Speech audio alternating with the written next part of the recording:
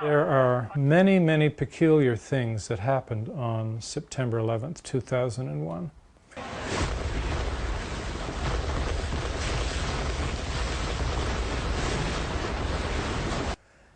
And I became uncomfortably aware of these over the years. I didn't take a lot of time to sit down and put them all together, but I filed them away. And finally was challenged somewhere in late 2005 by an American political dissident to look into this more seriously, this business of 9/11. So I did. I began reading about it more carefully. Let's begin with the collapse of the towers. So when that south tower fell down 56 minutes after it was hit, as I began reading, I realized that in a sense those towers didn't fall down. If they had fallen down in any of the senses that we're familiar with, it wouldn't have seemed so peculiar. What they did, however, was disintegrate. Looking again at that south tower, what happens around 9:59, 56 minutes after it struck? First of all, the steel frame of the building gives way. Suddenly, symmetrically, and completely. This is as close as we can get to the base of the World Trade Center. You can see the firemen assembled here, the police officers, FBI agents, and you can see the two towers. A huge explosion now raining debris on all of us. We better get out of the way! So that one moment you've got this building supported by 287 robust steel columns, including 47 very strong core columns in the core of the building. And 15 seconds later, all that steel is lying on the ground, apparently cut up into pieces.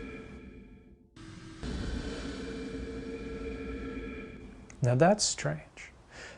But while that's happening, another process is also taking place, and that is that the rest of the building, the non-steel structure part of the building, is being pulverized.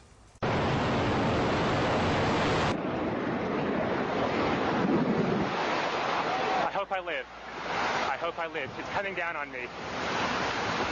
Here it comes. I'm getting behind a car. They're not just falling to the ground. Office furniture, glass, computers, not to mention all these bodies that over 1,000 human beings have never been identified. Their remains have never been discovered in those buildings. So all of this is being turned into fine gravel and even finer powder. And this isn't happening when the building hits the ground. We would expect that. It's 110 stories, it's going to hit the ground very hard. But it's happening starting at the very top of the building.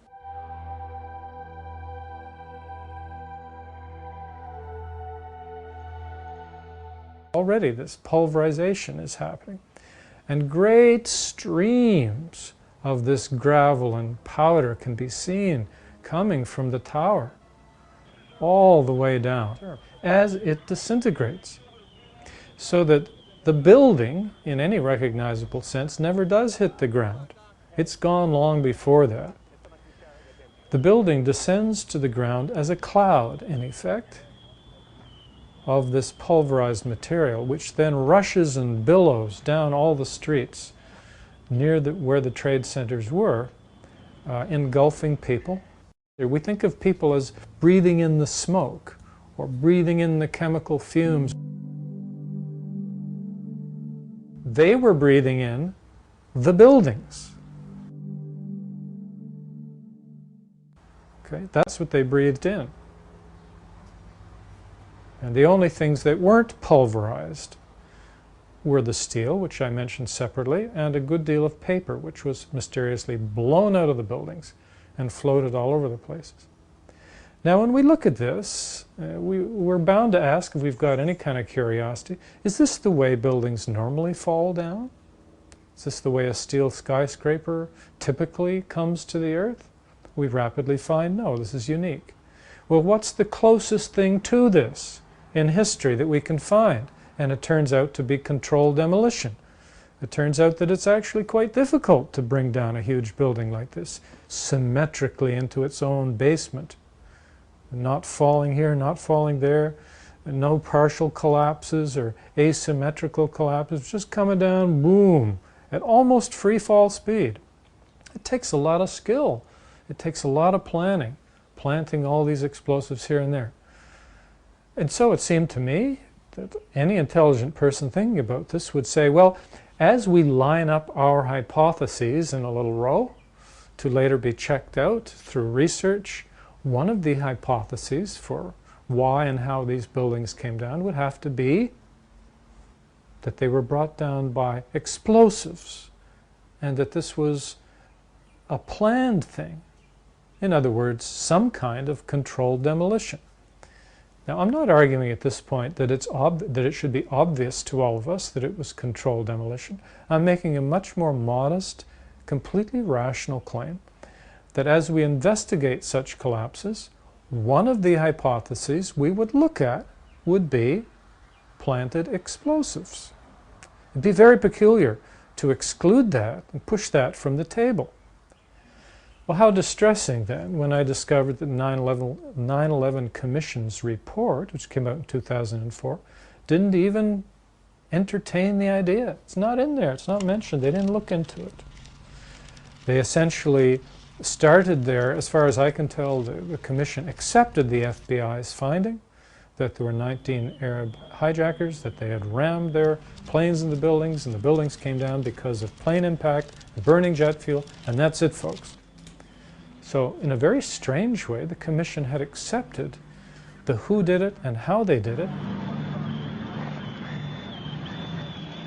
Then the NIST report comes out in 2005. This is the National Institute for Standards and Technology in the United States. And again, they don't seriously consider controlled demolition.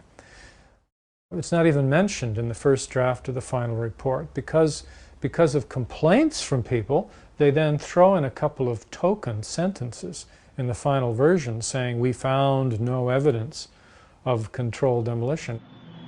Well, folks, if you don't look, you don't find. And there's no indication that they seriously looked at this hypothesis. Once again, this group of scientists seem to have accepted at the outset that they knew who did it and they knew how they did it, that their job was simply to fill in the blanks. Their explanation is extremely unconvincing. We got another explosion on the tower, 1013, 1013, we got a second tower down. Who's involved in the secondary explosion at Tower 1? There's nothing kooky or far out or exotic or irrational about wanting to include a controlled demolition hypothesis in our group of hypotheses as we begin trying to figure out why these buildings disintegrated. Thomas von Essen, then the fire commissioner for the city of New York, decided to have the firefighters and EMT people who were on the scene on the day, to have them interviewed and to allow them a fair bit of scope in saying what they did and what happened to them on that day. He was afraid that memories would be distorted over time and that people would actually forget the crucial impressions and ideas they had on that day. And I think it was extremely prophetic of him to set up these interviews. He had about 503 people interviewed quite soon after the event. These interviews ranged from about a month after the event, early to mid-October 2001, into 2002. So they're pretty close to the event. Altogether, they comprise about 12,000 pages. It's a lot of material. And remember, these are all people who were present on the scene. Now, I was stunned when I found out in February of 2006 that this material existed and that it was largely being ignored by people. Imagine you have a massive crime and you ignore the eyewitnesses who were there. It's just a stunning notion.